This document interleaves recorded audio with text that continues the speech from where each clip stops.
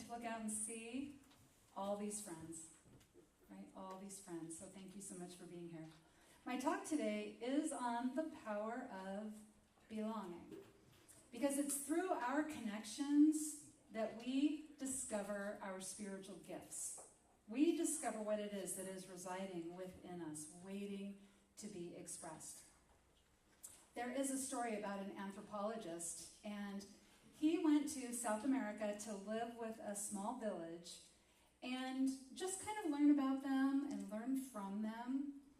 And one day he made this big basket and he filled it up with fruit. He sat it under this tree, and he even tied like a big beautiful bow on it just so it would look so beautiful. Then he gathered all the children from the tribe and he had them meet him. And he drew this long line in the dirt, and he pointed out to the tree. And he said, okay, when I say go, you're going to all run out there as fast as you can, and whoever gets there first wins the basket of fruit. Okay, the whole basket. So the kids were like, okay, sure, all right. So he does his ready, set, go. The kids all grab each other's hands, and they run together. They run together. So they all win the basket of fruit, right? And they're all sitting around eating the fruit.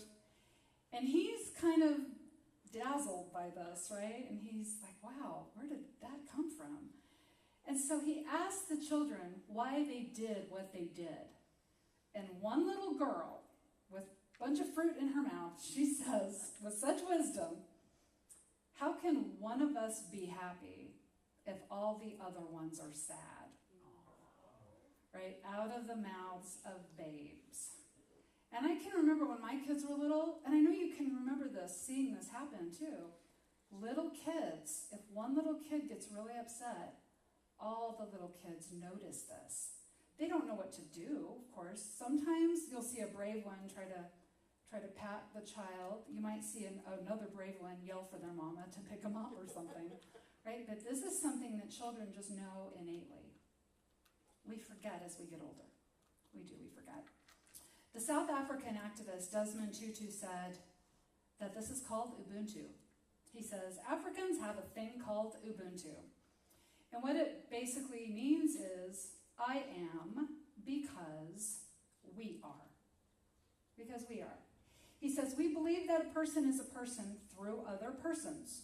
That my humanity is caught up, bound up, inextricably with yours. When I dehumanize you, I dehumanize myself. The solitary human being is a contradiction in terms.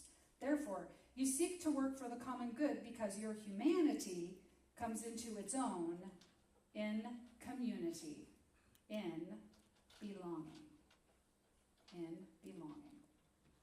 Now, the hunger to belong is at the heart of our nature. It's part of our programming. The shelter of belonging calms us and allows us to step into our light, allows us to experience the gifts that we have to share. It allows us to feel the wholeness, to be in communion with our Creator. So there's actually a force within each and every one of us that is driving this need to belong. And that force is our soul. John O'Donohue, who wrote the book Eternal Echoes, you might know him from Anam Cara, but he is a Celtic mystic, an Irish mystic. He said, the deepest nature of the soul is relationship. Consequently, it is your soul that longs to belong. It is also your soul that makes all belonging possible. It is our soul. The deepest nature of the soul is relationship. And this is because it is through relationships that we access our divine nature. It is through our relationships that we learn to see the face of God in all of its disguises. And when we learn to see the face of God in others, we learn to see God in ourselves. Now, this is why Jesus said his most important commandment was, love God with all your heart, soul, power, mind, and love your neighbor as yourself. Okay, because when we're loving God, we are loving everything. Because God is everywhere present. There's not one thing that is not expressed from God, from this source energy. Everything that has ever been is from divine substance. Everything that is ever going to be will come from this divine substance. Everything we see right now that is here is from God. Each of us is from God. All of us. So we are learning to see God in all things when we follow this most greatest of all commandments. We're learning to see God everywhere. And we're learning that seeing God is a choice. That's what we have to use our power, all of our power, and all of our mind. Learning to see God is a choice we have to make. When we look out in our lives and we see the hurt, the betrayal, the pain, the sickness, the suffering, the tragedies, we have to see through that to see God. Because God is everywhere present. God is even in the hurt, the betrayals, the tragedies, the pain, the sickness. But we don't want to focus on the problem. We want to see through it to God. So we call forth the divine activity through the pain, the sickness, the suffering, the hurt, the betrayals, and the tragedies. So the greatest commandment is teaching us to call forth divinity. Those sacred relationships that we are in, within belonging, we are learning to call forth divine activity. And we call that forth and we heal and we recover from the pain and the suffering and the sickness and the betrayals and the tragedies. And that's in the shelter of belonging. Love our neighbor, love as ourselves. God's our neighbor. God's in that body of that neighbor.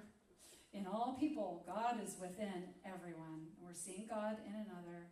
We see God in ourselves. Again, we're calling forth the divine activity. So we are in communion. When we see God is everywhere present, we're in communion with the God force. Communion. So this is why all relationships are sacred. All relationships are sacred. Because all relationships are teaching us how to see God in this world. And how to see God within ourselves.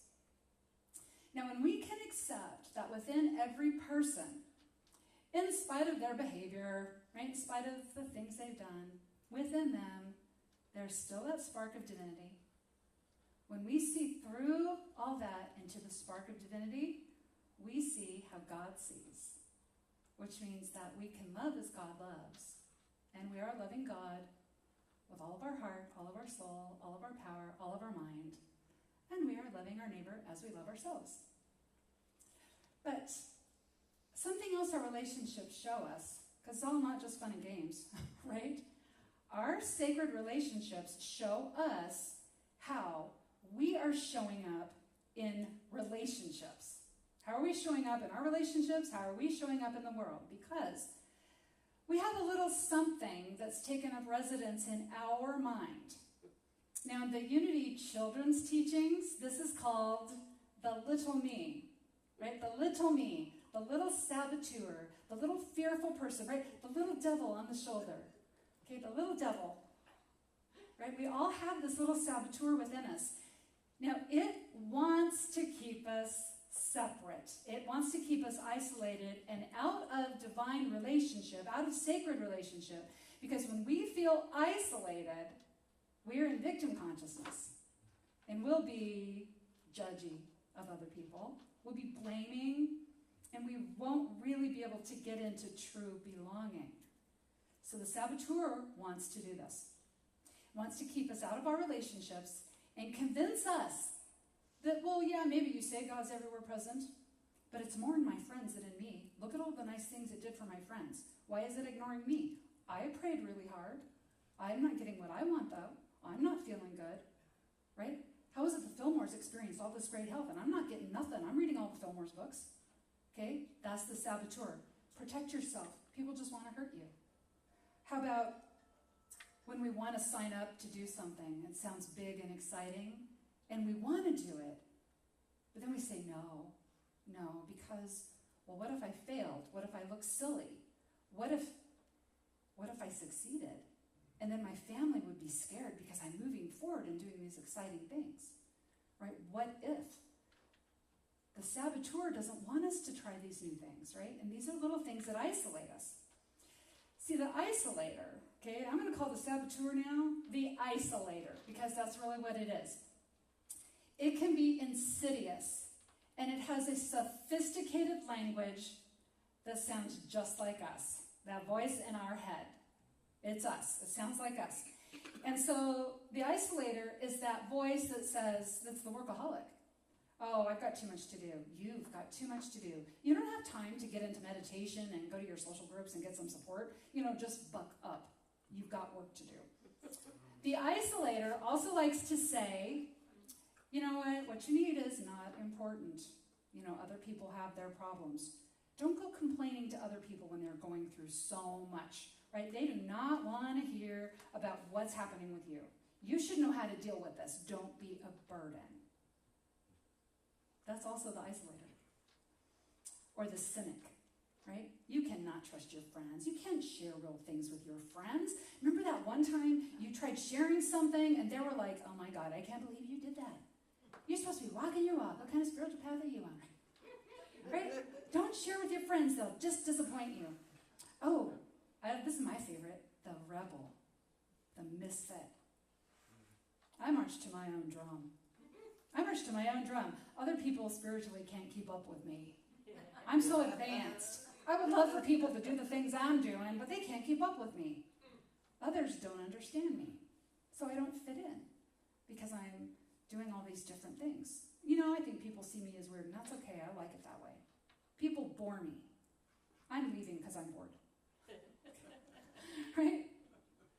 Those are all our isolators. Okay, please raise your hand if you've heard at least one of those in your head.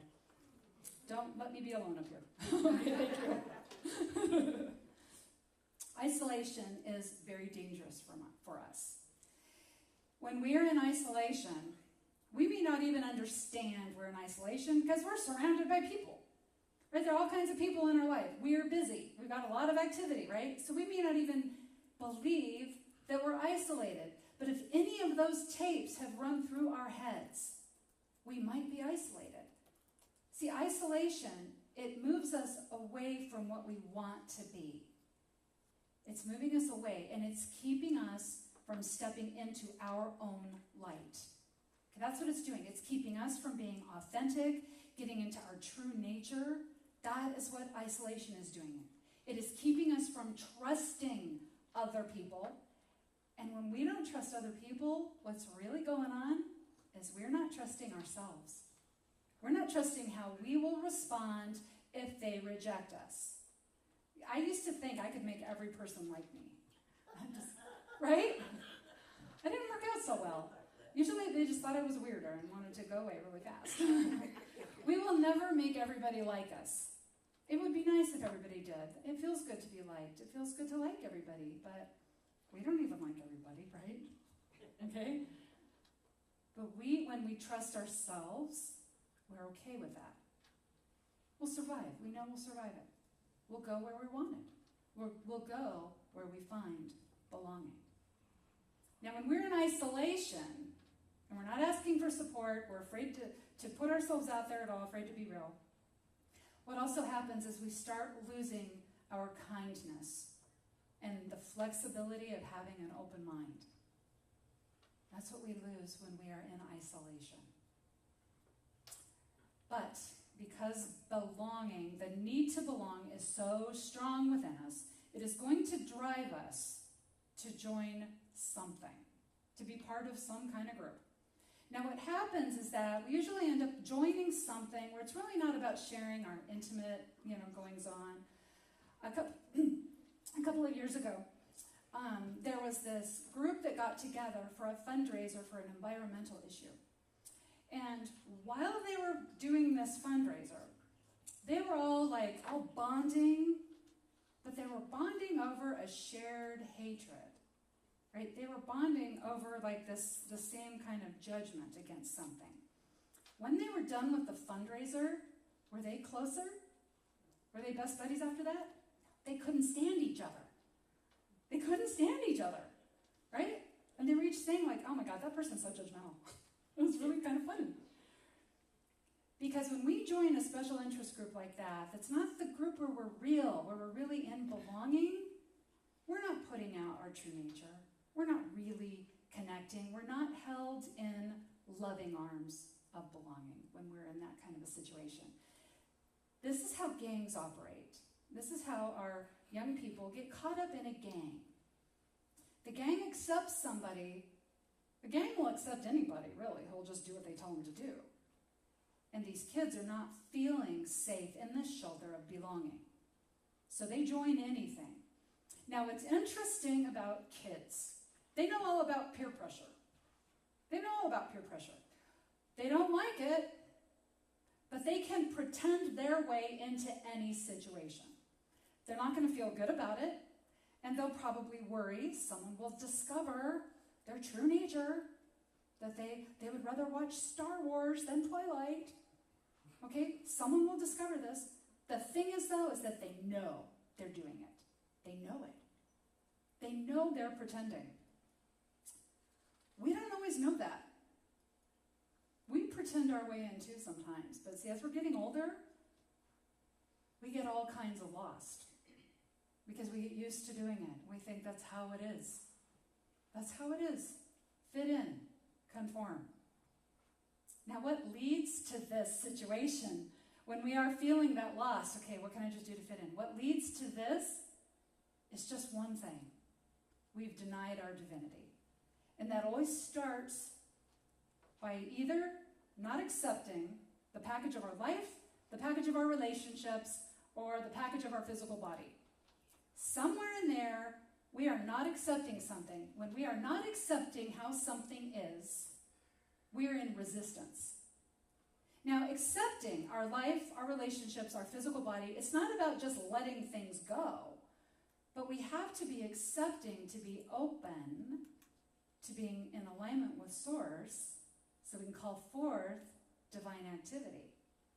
But when we are in resistance, we can't make any changes for our good because we've denied our divinity, and instead we're blaming something happening in our life, or something happening in our relationships, or something happening in our physical body for all of our suffering, all of our pain. It's someone else's fault, or it's something else's fault. And this leads to isolation and disconnectedness. Luckily for us, our divine longing will always call us back into authenticity because our soul is never hurt, harmed, damaged in any way. Our soul keeps putting out that call, calling us back to our divinity. This is where we go through the hero's journey. And sometimes I think we have to take this journey a few times. That's why the greatest stories have sequels, because that hero has to start over, right? Okay, so the hero's journey is when we think we are less than what we are, and we go through something, and we discover we are more than what we thought we were. Okay? This is how Luke Skywalker was able to finally accept that he was a Jedi, and when he trusted the Force, he changed. Right? He went through a transformation. This is why when Frodo finally had the understanding that he had to drop that ring into Mount Doom, even though he was so attached to it, he was attached to something harming him.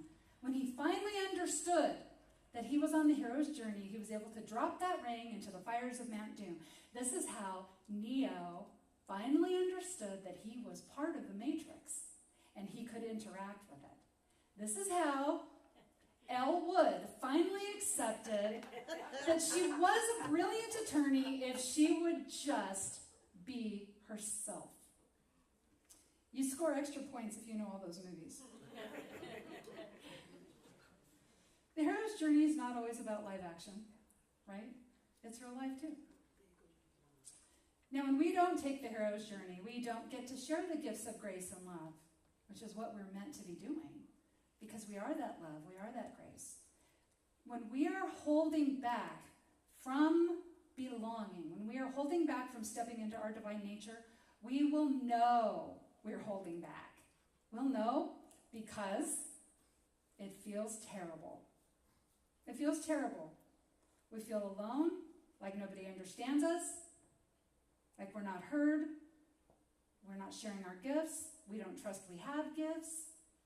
We think the universe has forgotten about us, and that feels terrible. That feels terrible. So how do we get started then if we are in that place of disconnect? Because I know it happens to me all the time. I always forget. When I learned about the isolator, I was like, I'm not an isolator. Oh, I'm an isolator. That's kind of how it went. I was like, I'm not going to read this. I'm not an isolator. How do we get started? First of all, Paul, the Apostle Paul, shared something very valuable, I thought. He said, for none of us lives to himself alone.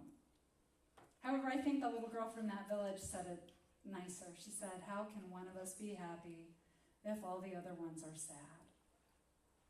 That's how we get started. We start by love, by being love, and we start by being of service to others. When we are loving and we are of service, we are doing something called filling up our grace bank account. We have a grace bank account. And the good deeds of service we do, the kindnesses we share, the love we give, the ear to listen, right? The support, the loving heart, this fills up our grace bank account. And so when we're having a hard time, we have a little something in reserve, right, to keep us from falling off the boat. Have you ever heard the saying that nobody falls off the center of the boat?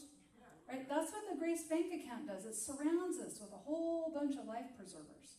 And we have to bust through a whole bunch of life preservers before we hit the bottom. See, these things are cumulative and they keep adding up. So we do this through love and service. And we are of love and service when we are in the arms of belonging. We are in love and service to others. This could be our spiritual tribe. This could be a book club. This could be any kind of social circles. This could be a place where we're volunteering. It could even be at work, like all your coworkers, right? We have social circles everywhere where we can become a tribe. We can become a tribe and be in that circle of belonging. But see, no social support system is going to help us if we can't be real. We have to be able to be willing to share our authentic self. Right? This is how we get into the circle of belonging. But you know what? It can feel really scary to step right into that, to just being vulnerable and open. And so when that feels too scary to do, then what we can do is we can give someone else that sacred space first. We give it out. We give it because when we are a supportive, when we offer the support and love to another person, what we're doing is we're calling forth the divine activity through us. And when we start experiencing that divine activity, we move into communion with God, which then makes it easier to open up and to become part of that circle of belonging. No matter the suffering that we are experiencing or that somebody else might be experiencing, it is an opportunity for change and growth when we are in a circle of belonging. Because in there we can strip away the pretense. And the pretense is the pretending too, right? It's what keeps us from being real. And we need to feel safe. And our circle of belonging gives us that, right? The loving arms of our friends. So we can be real. We can experience all these relationships that we're in as sacred. And we unfold our own divinity in the embrace of belonging. And you know, when we unfold together, we all go forward together. Okay, like the little girl and her tribe, all those children, they went forward together. Together. In John 15:15, Jesus said, I have always called you my friends, because everything I heard from my Father, I have made known to you. He said, I shared everything with you. I shared everything with you. Jesus was not afraid of them getting a little more momentum, moving a little farther ahead, faster, getting more clients, having more success. He wanted everybody to go forward together. So he knew it was imperative to share what he knew, right? To share what he knew. So he shared everything. And that also takes trust and authenticity. But they could all go forward together. And when we are in a circle of belonging, we are free to share everything. Because we know it doesn't mean someone will take that information and run with it, right? And they'll get better faster than we could, right? Or they'll grow into their abundance faster than we did, right? We don't keep things secret. We share what we know. Now, I'm not talking about like crazy stuff, right? Some things don't need to be shared. I'm not saying everything, but what we know, what's in our hearts, we share that so we all go forward together. And we're filling up our Grace bank account because we're in the shelter of community. We're in the loving arms of friends.